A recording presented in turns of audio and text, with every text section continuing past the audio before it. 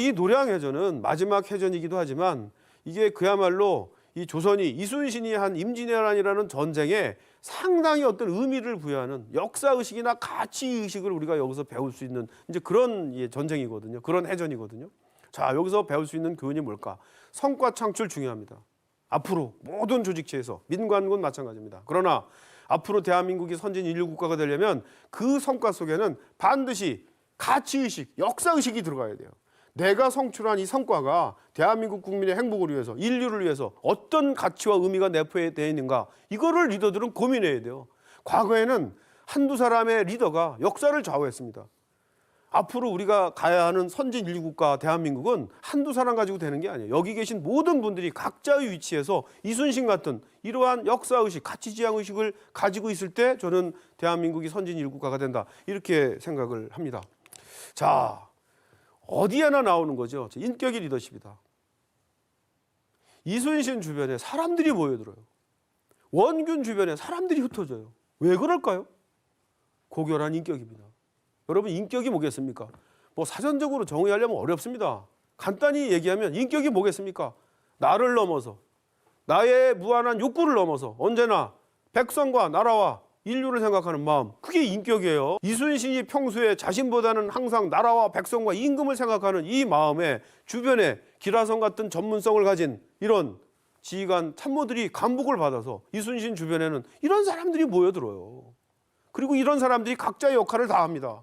이순신이 혼자 북치고 장구친 게 아니잖아요. 거북선 나대용과 만들었고요. 정보 가져오는 사람, 보급을 책임진 사람, 판옥선 만드는 사람, 무기체계 만드는 사람, 이런 사람들이 다 각각 자기 역할을 했기 때문에 그것이 시너지화 되는 거 아니겠습니까? 이 중심에 누가 있었느냐? 이순신, 고결한 인격이 있었다는 거죠. 비단 지휘관 참모뿐만이 아닙니다. 이순신 주변에는 의병, 승병, 백성들이 모여들어요. 이순신의 고결한 인격이 조선의 민관군의 전투력을 통합시키는 중심에 있었다. 이순신의 고결한 인격이 조선을 구했다, 이렇게도 되는 겁니다. 이순신 장군께서 32세에 이제 묵과에 합격을 하고 관계에 진입을 해서 54세에 돌아가시니까 22년 동안 관직 생활을 하시는데, 이 22년 관직 생활 동안 3번의 파직, 2번의 백의종군, 참 화려하죠. 이런 고난을 겪었어요. 자, 그런데 또 한편 우리가 생각해 볼 게 뭐냐? 조선시대 파직도 잘 됐는데 복직도 잘 됩니다, 여러분. 이것도 우리가 한번 살펴봐야 되는 거예요. 요즘은 뭐 민관군 어디든 한 번 잘못하면 완아웃이야. 재기불능이야, 재기불능. 여러분, 백의종군 하는데 백의종군도 굉장히 선의의 처벌이에요. 이거는 파직하고 달라요. 파직은 끝나는 겁니다. 백의종군은 뭐냐? 백의종군 직책과 계급 없이 이렇게 군문에 종사하다가 미션을 받아서 공을 세우면 다시 관직을 회생시켜주겠다라고 하는 굉장히 인재를 중시 여기는 선의의 처벌입니다. 이게 백의종군이. 자, 그런데 여러분, 오늘날 아까 살펴봤던 그런 좌우명대로 살았던 이순신이 지금 이 시대에 지금 살고 있다면, 관료로 뭐 민간 기업에서 살고 있다면 과연 진급을 해가지고 살아남아서 나름대로 역할을 할 수 있었을까요? 이걸 우리가 생각을 해봐야 돼요. 그런데 조선시대 이 시대에는 이렇게 3번의 파직과 2번의 백의종군을 당했지만 결국은 필요한 때 다시 살아나서 필요한 시기에 필요한 때에 필요한 직책을 부여받아서 이순신이라는 분, 자기가 가지고 있는 역량을 120% 다 발휘하고 돌아가신 분, 이것도 일종의 반전입니다. 우리가 보기에 따라서 여러 가지 관점이 있지만 저는 개인적으로 이순신은 행운합니다. 역사에 수많은 사람들이 오고 갔지만 어떤 사람은 이런 기회를 부여받지만 어떤 사람은 이런 기회를 부여받지 못합니다. 자, 여러분, 어떻게 이런 일이 벌어졌을까요? 이순신 뒤에 엄청난 백이 있었습니다. 백. 요즘 백, 부정적인 의미죠. 백 그러면 뭡니까? 이게 학연, 혈연, 지연 이런 거 아닙니까? 그러나 이순신을 뒤에서 서포트해준 이 후원자들은 그런 학연, 혈연, 지연 이런 백이 아니에요. 이분 뒤에 있는 이 이순신을 도와준 유성룡, 이원익, 이항복 등등등, 이런 분들 어떤 분들입니까?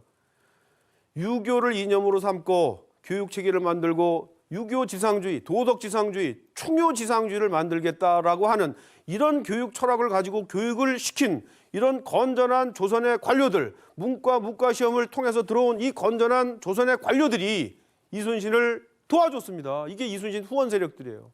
저는 이것을 이순신 생태계라고 합니다. 위대한 리더 이순신 혼자 할 수 있는 건 없어요. 역사적으로 인류 사회에서 혼자 뭘 할 수 있는 건 없는 겁니다. 이순신이 고난을 당했고 나름대로 시련의 관료 생활을 했지만 그럼에도 이분은 필요한 시기에 필요한 직책을 부여받아서 자기 역할을 할 수 있는 이런 상황이 됐을 때는 이분 주변에 이분을 아끼고 사랑하고 도와주는 나름대로의 건전한 조선의 관료 생태계가 살아있었다.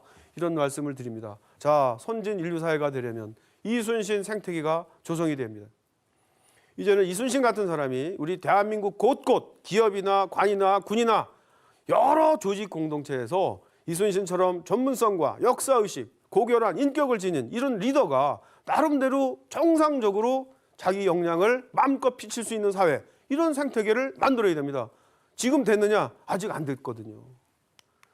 자, 여러분, 이순신, 우리가 꿈꾸는, 우리가 닮고 싶은 한국적 리더의 표상입니다. 저는 이순신처럼 나름대로의 실력을 가지고 나름대로의 성과를 창출한 리더를 유능한 리더라고 합니다.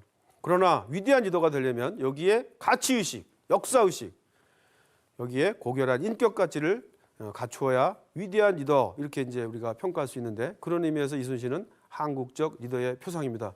여러분, 여기 계신 모든 분들이 이순신과 같은 이런 리더가 되셔서 우리 대한민국을 선진 인류 국가로 도약시키는데 나름대로 역할을 해 주시기를 청하면서 강의를 마치도록 하겠습니다. 감사합니다.